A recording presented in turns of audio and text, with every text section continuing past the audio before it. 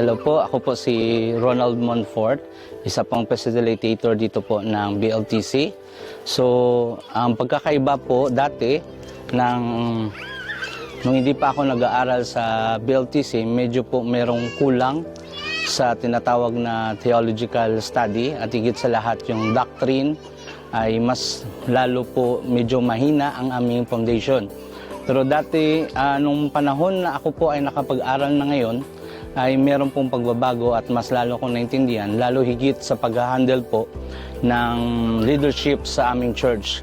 Marami kami pong natutunan at isa po yun ay na tinuturuan kami kung paano manatili sa ministeryo ng Panginoon sa kanyang kaharian na dapat bigyan pansin at bigyan halaga ang gawain na kanyang ibinibigay sa amin. Yun po ang kagandahan sa pag-aaral namin po sa BLTC. So ang vision ko po ngayon sa aking hinaharap, lalo na po sa aming nalalapit na graduation, ay mas lalo ko pong tutukan ang aming at tinuturuan ko po ng mga leader sa susunod na henerasyon, lalo higit na yung mga kabataan na susunod po sa yapak ng pagsunod o pagpapastor sa ministeryo po ng Panginoon. Yun lang po.